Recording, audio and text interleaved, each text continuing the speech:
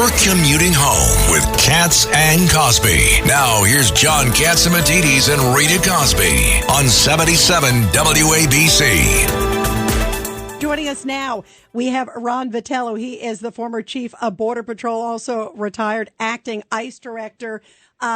First of all, Ron, what the heck is going on in Aurora, Colorado? You see these armed Venezuelan gangs taking over apartment buildings. It's incredible. Thanks for inviting me, Rita. What we're seeing in Aurora, and it's being felt and seen by others in other cities in the United States, is a vicious conflagration of woke, idealistic policies that negate federal law. In what sense? In sense that people break the law to come into the United States. They break other laws in our communities, are arrested, and the local authorities will not refer these cases to ICE immigration enforcement because their woke leadership won't let them. And so you have this situation in which criminals are protected. Only criminals are protected by sanctuary city policies. They're protected in such a way that they feel bold enough to be in the United States and commit crimes at the expense of landlords and people who rent apartments in Aurora, Colorado. It's really incredible that in 2024, gangsters from the third world are setting the agenda for cities and towns in America.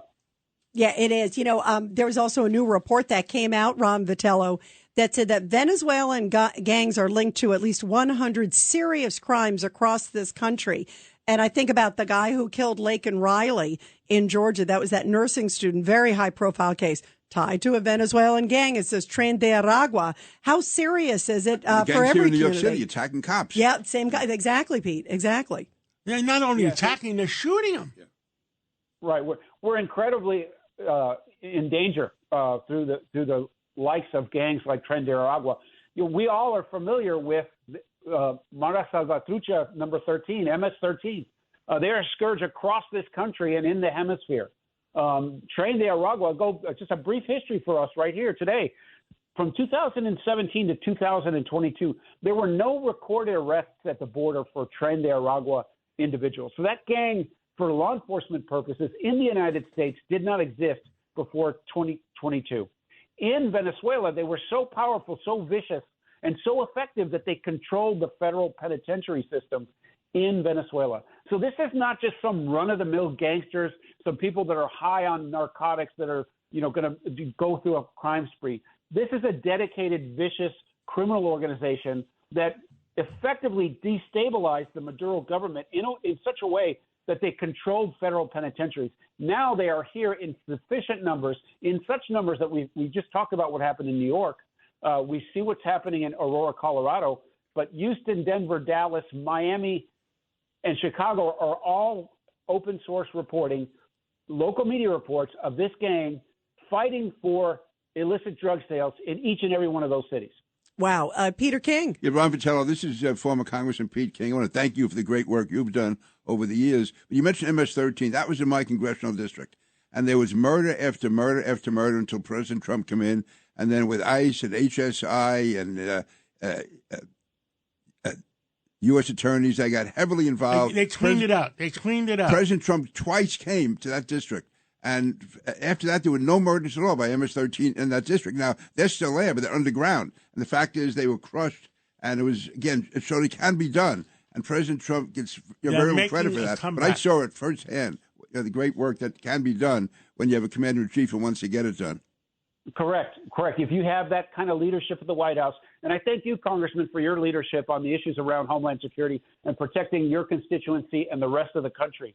But this is something we do not have to suffer from if you had bold leadership in the White House like Donald Trump, who said, we are not going to allow gang members to set the agenda for organized crime in this country, in neighborhoods, in our own cities. And MS-13 is an example of where law enforcement engaged. And I'll give you another brief history. Briefly after 9/11, George W. Bush put in place the Secure Communities Program. Every city in America, every jurisdiction in America that held people in custody for local crimes reported the immigration status of those detainees to ICE. They were referred to ICE and removed. Record numbers of removals from the time that was instituted all the way through the first term of Barack Obama. Not that long ago, we had almost all of the cities in America cooperated with ICE because they knew if they've gotten those gangsters off the street, they made their community safer. We've forgotten the lessons of 9/11. We've forgotten the lessons of MS-13 because the White House and the leadership of Biden and Harris have put us all at risk. They could care less about Americans. They can't claim to care about this country and the people who live in it when they continue to degrade what happens at the border and in our communities each and every day. And Ron, before we let you go, you were, remind me, right, if this is correct, you were on Capitol Hill when Kamala Harris gave that famous sort of ICE's KKK, that immigrations and customs enforcement are actually equated to KKK. Yeah, I was fortunate to be nominated by President Trump to run ICE in the confirmation hearing where she was supposed to be vetting my credentials for the job. She took the opportunity to lambast the men and women of the front line of ICE and made them akin to the KKK. That's the kind of leader she is. That's the kind of person she is. And this conversion for being a hawk on security in the U.S. is just nonsense for her to get elected. Yeah, wow, that is stunning. Well, Ron Vitiello, thank you so much. We love you. We appreciate the men and women there of ICE that are doing such a tough job to protect all of us. Thank you very much. Thank you. It's great being with you.